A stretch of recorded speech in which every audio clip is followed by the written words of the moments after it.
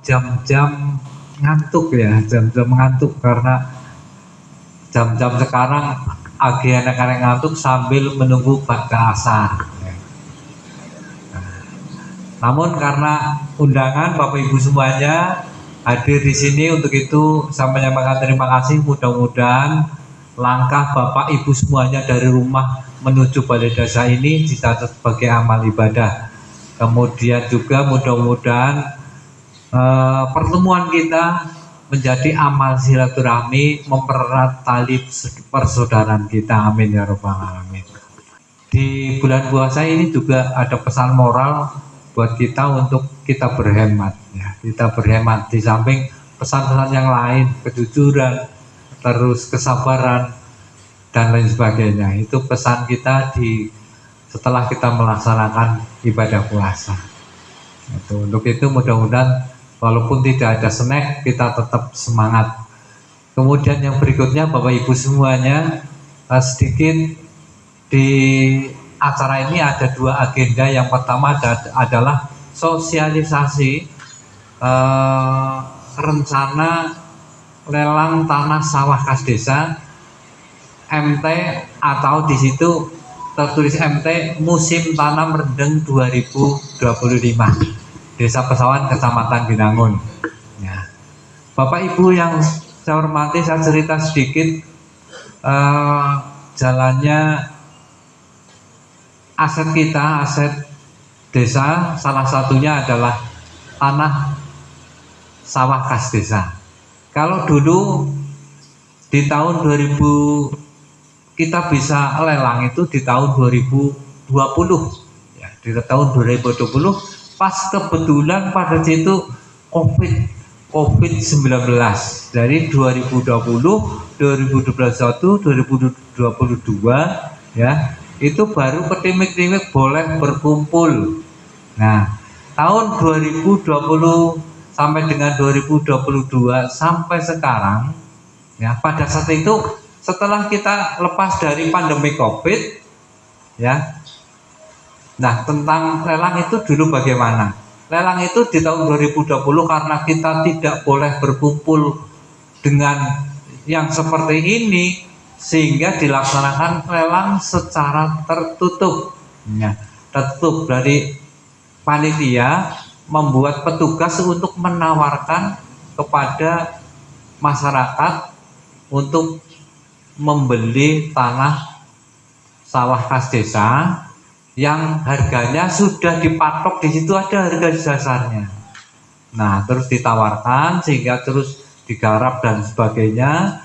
Tapi sampai berjalan 2022, sekarang 2022, 2023 kan sudah enggak pandemi nih, enggak pandemi COVID.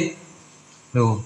Nah, setelah itu saya tawarkan kepada teman-teman lembaga, teman-teman perangkat desa, kalau tidak salah di Senenan juga saya sampaikan, di Musren juga saya sampaikan gimana tentang untuk lelang tanah kas desa ini, apa mau dilaksanakan seperti ini, apa kayak dulu lelang terbuka yang acung-acungan harga lah seperti ini saja Pak Kades, uangnya cepat kumpul, orang mawin nagih seperti itu.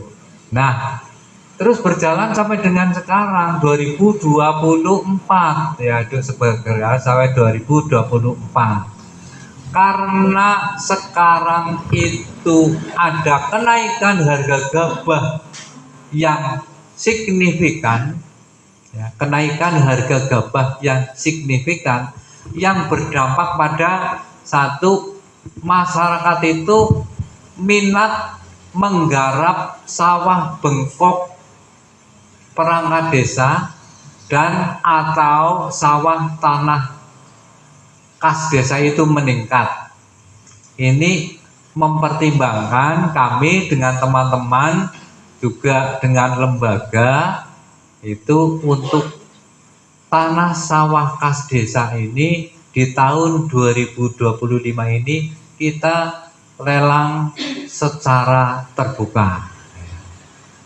Terus sistemnya nanti bagaimana, nanti sedikit mungkin akan disampaikan oleh Bu Carik tentang sistemnya besok mau bagaimana ya, yang tentunya lebih efisien, tepat waktu, tidak bertele-tele ya.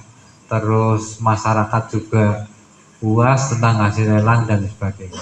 Bisa berkumpul bersama di Balai Desa Pesawahan untuk membahas beberapa hal, termasuk diantaranya persiapan pelelangan tanah kas desa. Jadi pelelangan tanah kas desa yang sifatnya terbuka itu merupakan salah satu langkah untuk administrasi lebih tertib kayak gitu Pak, tertib administrasi. Kenapa? Karena besaran pendapatan asli desa ataupun PADES itu nantinya akan muncul di APBDes.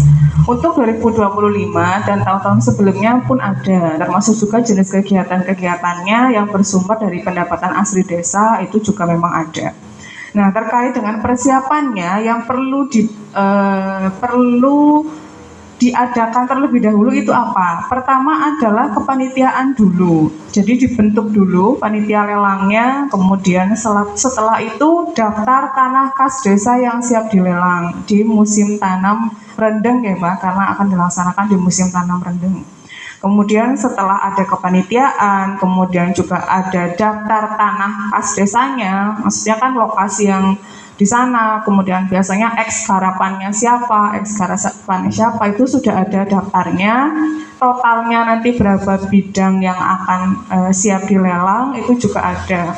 Nah setelah itu membuat harga dasar Pak, harga dasar itu jadi harga cara kuane apa ya, patokannya lah kayak gitu. Nah otomatis naik dilelang kan di atas harga dasarnya ya Pak, tidak di bawah harga dasarnya. Nah, penentuan harga dasar ini juga harus disesuaikan sama lokasinya, Bang. Otomatis misal tanah kas yang lokasinya di waduk sama lokasi yang di daerah Gadungan itu kan otomatis beda, nggih, ataupun yang dekat irigasi dan juga yang tak ada hujan itu juga otomatis harganya beda. Jadi ada klasifikasinya terlebih dahulu. Harga dasarnya juga berbeda tergantung lokasinya. Nah, itu sekali lagi merupakan tugas nanti oleh panitia. Jadi salah satu tugas panitia lelang selain tadi daftar tanah kas juga menentukan harga dasar per bidangnya berapa. Kemudian setelah itu membuat tata tertib. Nah, tata tertib ini berisi banyak hal Pak. Pertama, kapan waktu pelelangan, terus siapa peserta lelang, apakah orang luar, maksudnya wong Jepara, mbok kuliah melu lelang atau tidak, itu juga perlu dibahas. Ataukah hanya orang Pesawahan saja, itu juga masuk ke dalam tata tertib. Kemudian berapa, misal satu pemenang lelang itu boleh berapa bidang, apa uli siji tok, apa uli loro, apa uli telu, itu juga nanti akan dibahas di tata tertib lelang.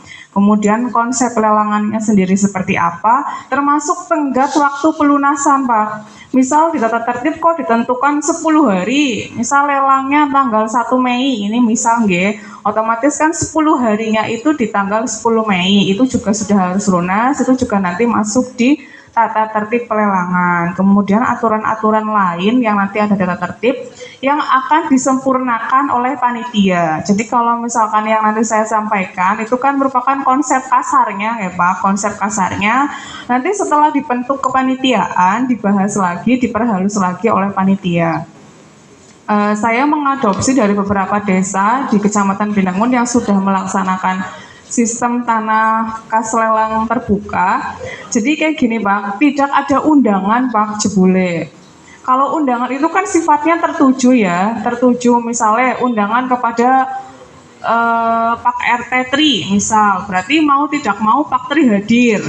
Berarti kan kayak desa menghimbau Pak Tri untuk hadir dan melelang, membeli lelang tanah kas desa. Tapi sifatnya bukan undangan, jadi diworo-woro melalui sosial media, kemudian diworo-woro pakai ambulan dan sebagainya. Jadi siapa saja, misal katakan pesertanya warga masyarakat Desa Pesawahan itu bisa hadir di Balai Desa Pesawahan untuk melaksanakan lelang. Katakan tanggal lelangnya 1 Mei, berarti di Woro-Woro nanti 1 Mei hadir di Balai Desa untuk melaksanakan lelang. Jadi tidak ada undangan. Karena kalau sistemnya undangan ditakutkan khusus dene sing diundang kudu wong-wong kae tok ya, kan sifatnya kayak gitu. Tapi kalau misalkan sifatnya di Woro-Woro, otomatis siapa saja yang memang ingin melelang, ingin ikut berpartisipasi dalam pelelangan tanah kas desa juga bisa ikut. Itu kemudian setelah tadi ditentukan hari, kemudian ada woro-woro, kan masyarakat datang ya Pak, datang di tanggal 1 katakan kayak gitu ya. Nanti setelah datang di tanggal 1, jadi panitia kan sudah punya daftarnya nih, sudah punya daftarnya berapa bidang, misal kok 30 bidang kayak gitu misal ya, dari semua tanah kas yang mau dilelang di MT Rendeng. Nah, 30 bidang itu nanti bikin kotak Pak.